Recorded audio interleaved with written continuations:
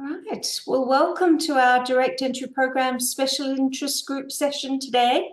My name's Anne-Marie Wright, and I have here representing the SIG as co-convener with Maria Naidu from UNSW College. Hello, Maria. Hello, Mariela's just in too. And we have Mariella, who's connecting. Hello, Mariella's with us as well. She's the Education Manager at Uni of Sydney CET, and we are the conveners of the DEPSIG with the amazing Sophie, Head of PD, English Australia. Welcome, everybody. Thank you very much for coming. Feel free to show us your faces. Don't be shy. Thanks, Nicholas. Don't be shy. All right. And today's session is about listening in our direct entry programs. When we presented at the English Australia conference, there was a lot of feedback on one of the skills that people wanted to talk about was the listening. And what do we do? How do we do it? There's a traditional way that we do. No problem. The traditional way we teach, focusing on the skills required.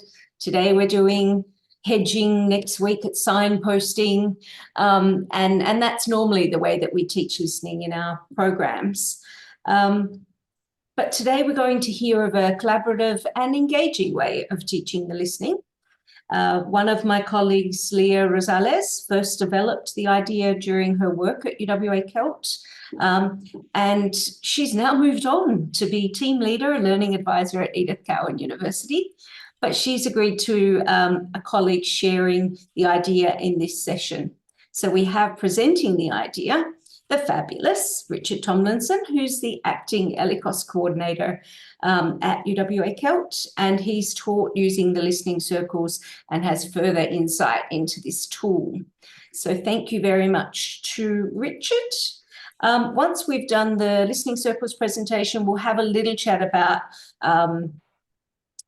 remedial skills if we have time.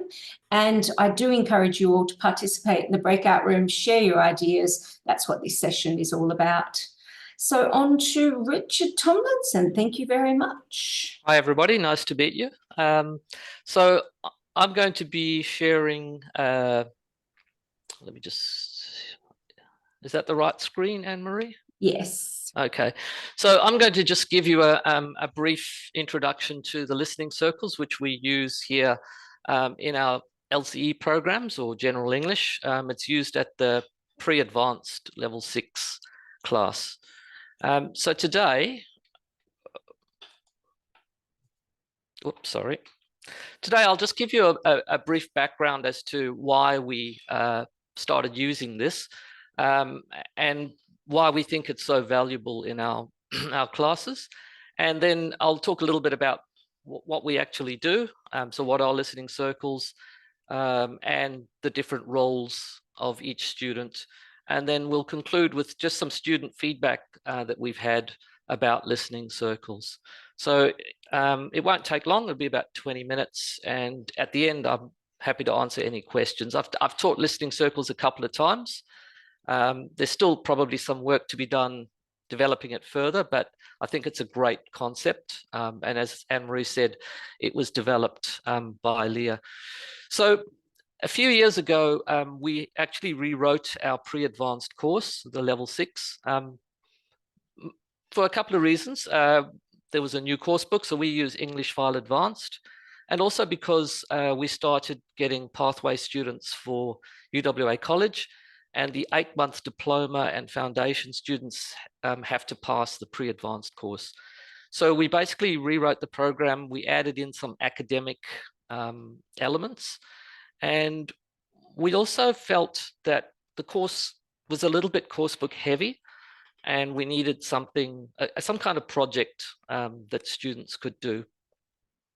So we decided, Leah Rosales came up with the idea of doing a listening circle, which was adapted from the academic reading circles, or ARC. Maybe some of you are familiar with this.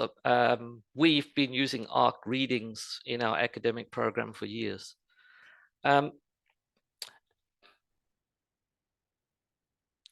the listening circles, why do we do it? Well, obviously, it's basically a listening and speaking activity.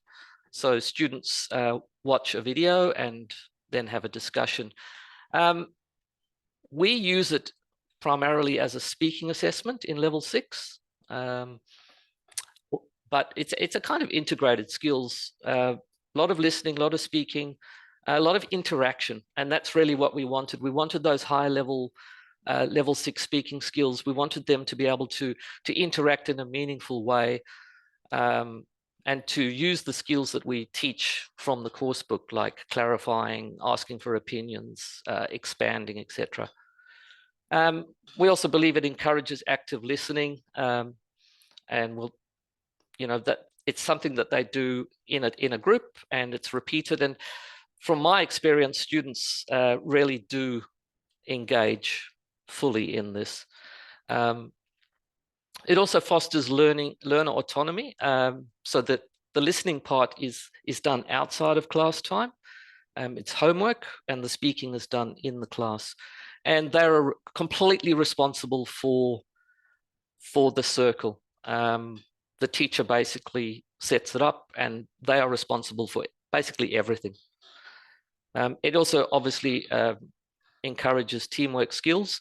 They work in the same team over 4 weeks, and yeah, I guess they get to know each other quite well. And we believe it really does encourage meaningful and interactive discussion.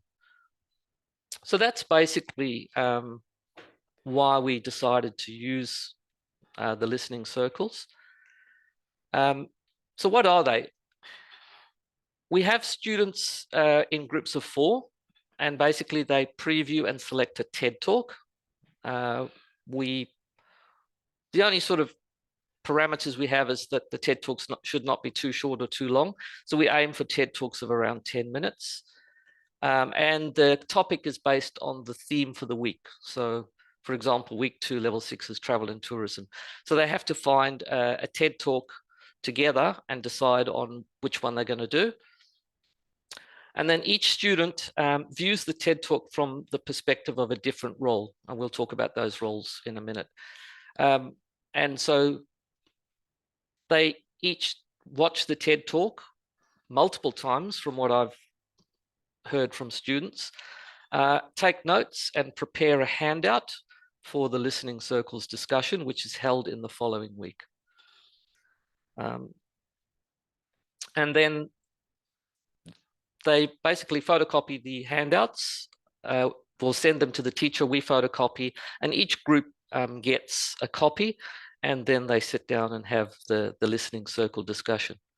And this is done in weeks 2, week 3, and week 4. So there's a practice one in week 1, and they do a listening circle. So it's a kind of repetitive process, and they seem to get better and better as they go along. So these are the roles from the original ARC reading. There were originally 5 roles. So you had your leader, who was basically leads the group and facilitates the discussion. You had a highlighter who focuses on the vocab in the reading text. You had a visualizer who would look at, obviously, graphs, tables, pictures. A contextualizer who explained key conceptual references. So those conceptual references are like people, places, and events. So if the text had the name of a person, that student's role is to research that person and to provide some background. And the connector was to try and connect the text to other courses or other materials and personal experiences. So we really wanted to get the students feel that they're really connected to the text. And so for the listening circles, students often talk about their personal experiences based on what they've actually listened to. So from the 5 roles in the reading circle, we've narrowed it down to 4. So 3 of them are the same: the leader, the contextualizer, and the highlighter. Although the contextualizer is a kind of hybrid of the contextualizer, and the connector. So that's sort of combined that role. And then we've added a new role, which is the communicator, specifically for the listening circle roles. And each week, students in the team or the circle take on a different role. So they all get a chance to be one of these. So in week 1, they do a practice. One of them would be the leader. And then weeks 2, 3, 4, they would just rotate, or they decide on which roles they would like to do. So just here at CELT, as I said, we have 5-week terms, and the listening circles run over the first 4 weeks. So in week 1, we introduce the concept. We have a PowerPoint. We explain very clearly the roles. We have a model listening circle, so all the students watch the same TED Talk. And each of them has a different handout. And once they've done that, we have like question and answer. And then we put the students in groups, and then basically from then on, it's there. They own that TED. They own that circle. They select the TED Talk. They assign the roles. They prepare the materials at home. They email their handouts to the teacher. We photocopy them and we give them. And then in week 2, they do the discussion. After the discussion, we have a quick 5-10 minute reflection and feedback. So we just look at things like, what did they do well? How could they improve for the next circle? And then we repeat the process. They select the new TED Talk and prepare for weeks 3, etc., and move through to week 4. So just this is basically what each student has to do. So the leader is responsible. This is probably one of the easiest roles. The leader has to listen for purpose, main ideas, and basically lead the discussion and manage student contributions. So actually, some of them find this quite challenging the first time they do it. And their handout preparation is a summary of the article. So that feeds into, because we teach summarizing and synthesizing in writing skills. So they draw on that. They write a summary of the article, 2 or 3 comprehension questions, just to make sure everyone's on, understanding the TED Talk, and then 2 or 3 opinion questions. And the leader basically makes sure everyone's talking, and we don't set a time limit, but generally it's 40 to 60 minutes of discussion. The contextualizer, so their job is to research the speaker's background and try and link it to the topic.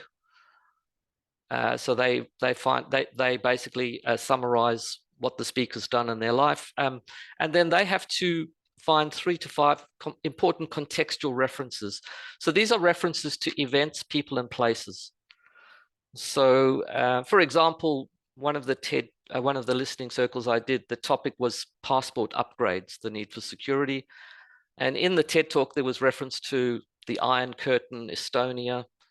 A lot of our students are quite young. They would have never heard of these places or countries. And also to make connections to other ideas and personal experiences. So that TED Talk talked about being detained at customs, and one of the students was able to relate to that. They'd been detained at Singapore for a few hours. And so it really does sort of personalize their experiences. They're able to connect to the listening and the text and have a good discussion. They also prepare each of the roles now prepares 2 to 3 opinion questions. The highlighter, theirs is basically vocab words, topic-related vocab. So any words or phrases that are repeated throughout the TED Talk, they focus in on those. And they also have to provide some examples of interesting language use, such as idioms, expressions, and provide definitions and explanations. So that's sort of the vocab part of it. And the new role, the communicator that replaced the visualizer, their role's a little different. They focus on the speaker's presentation and delivery skills. So the use of visuals, gesture, facial expressions, etc. So they have to find examples of effective communication skills, both verbal and non-verbal, and also the use of discourse markers in language. And that I quite like that idea, because at the high levels, students don't know a lot of these discourse markers, such as mind you, those kind of come to think of it. And these are often used in TED Talks. And so the students are able to find those and explain what they mean in English. And the students can then rewatch the TED Talk and see them in the context. They're also, the communicator also analyzes the overall effectiveness of the presentation. So look to see if there are any examples of poor communication. And at the end, again, they ask 2 to 3 opinion questions. And those are basically the roles. And then the students sit down, and as I said, generally we ask them to, we give them an hour, and most, depending on the students, most of them go an hour. Sometimes we have to stop them. It's actually really good. They fully engage in this task. So we've asked some students at the end of last year, in terms 8 and 9, we asked students for some feedback. We actually gave out some forms. This is quite a new concept, so we're still trying to collect like sort of data. We've only sort of got 17 responses at the moment, but I can just share some of the feedback. I think it's quite useful.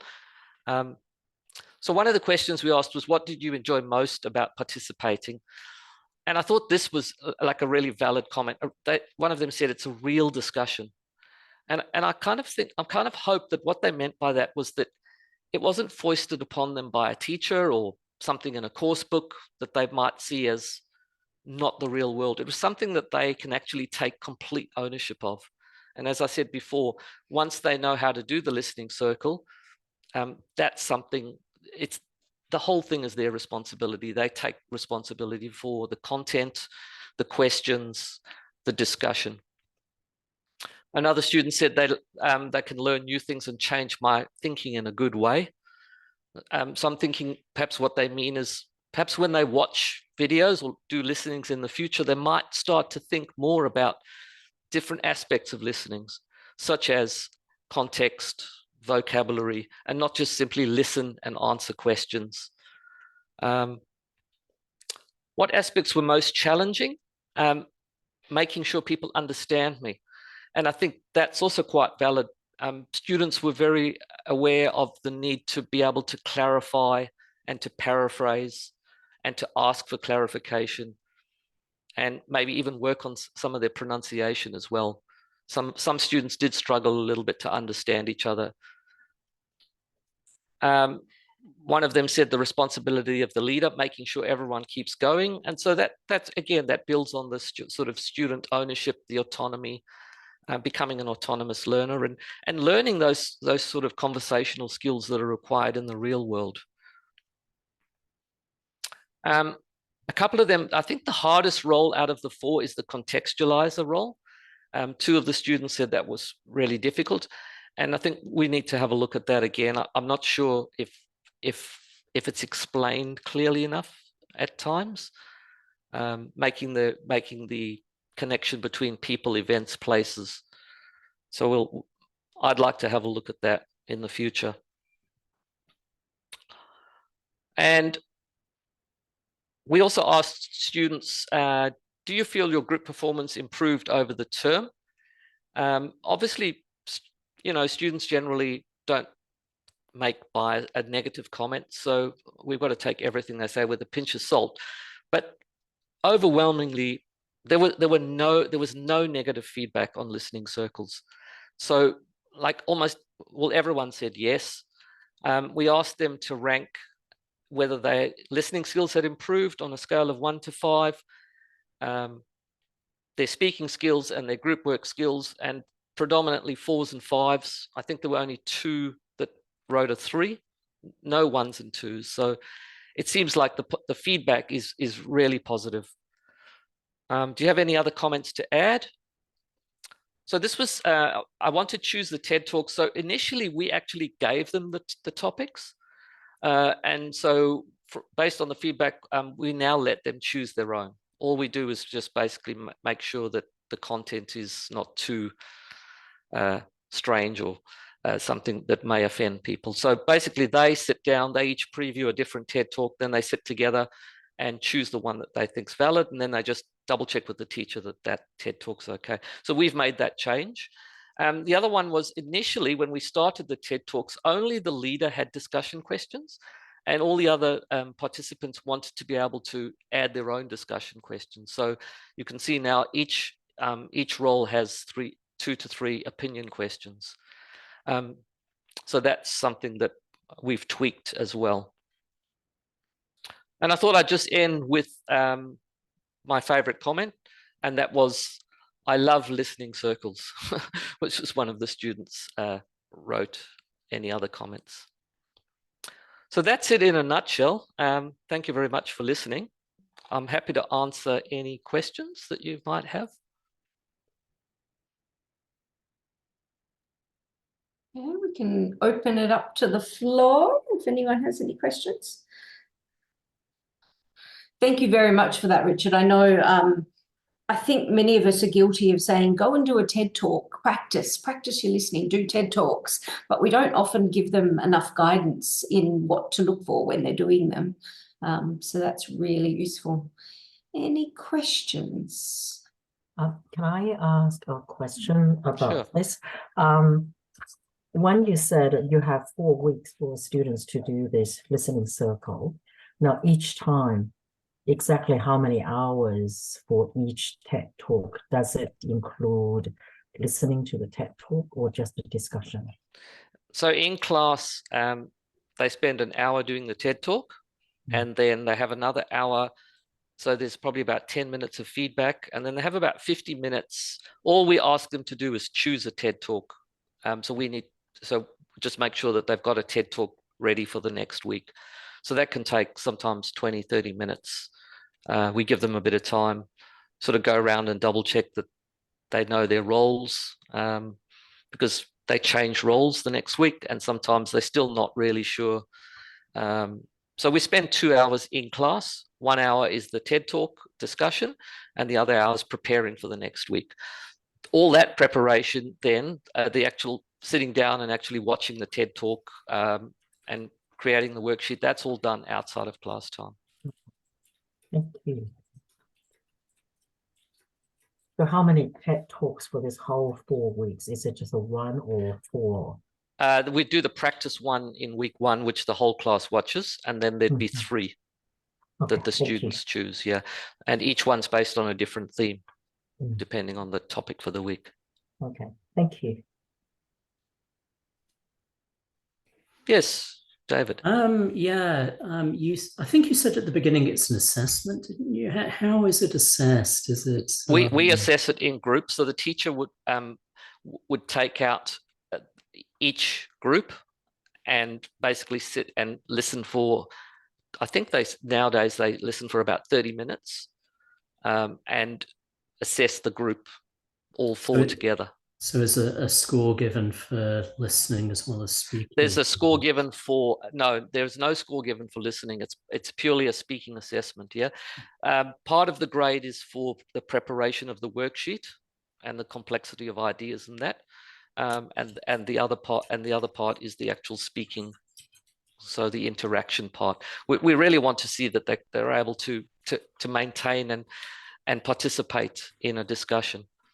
And so this is the part where we can assess those interactive skills, like asking and giving opinions, clarifying, explaining ideas clearly, expanding on ideas.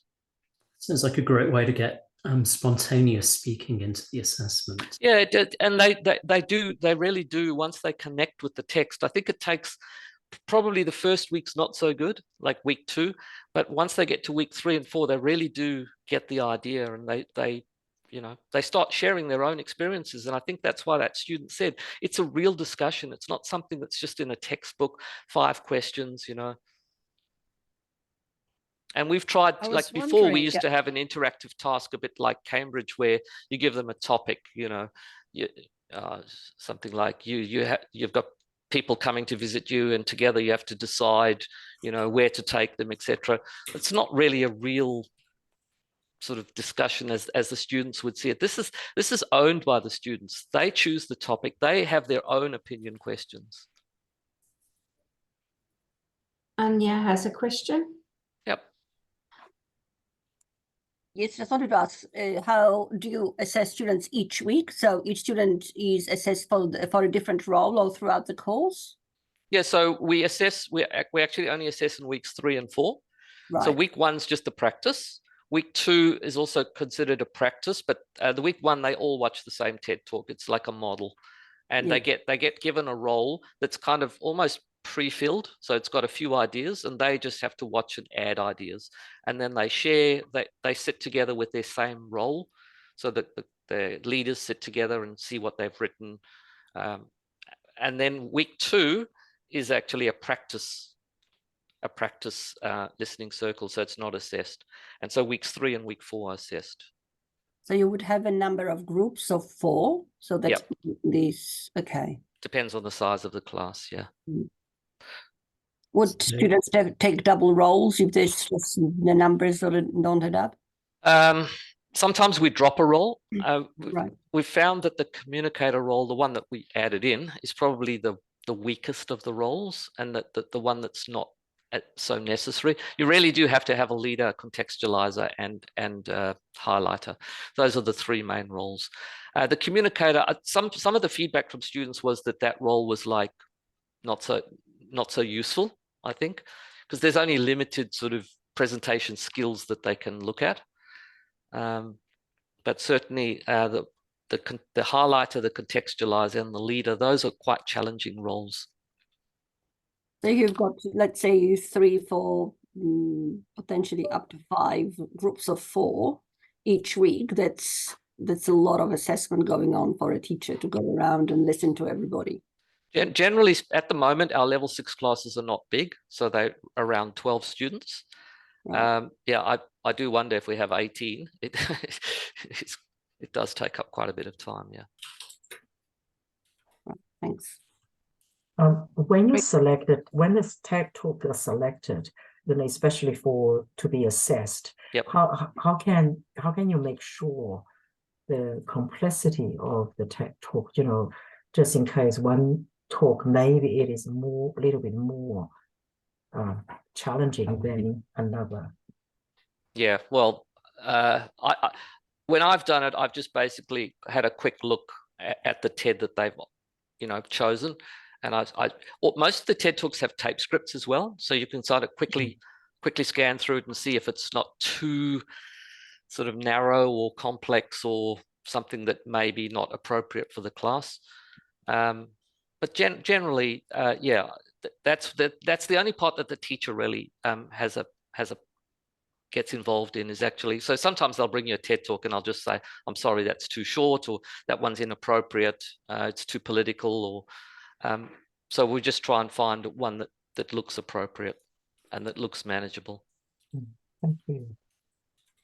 Rich, do you look at the handouts before the session? Yes, we look at the handouts before. So especially after in the practice one, we give a lot of feedback. So when they do that practice one, you know, we can see the students that haven't really understood the role or haven't made an effort to, you know, sort of what we want, or have done something wrong. The contextualizer role can be quite challenging. I made a new sort of explanation worksheet for next time, so to try and model it better, because some of them just don't get it.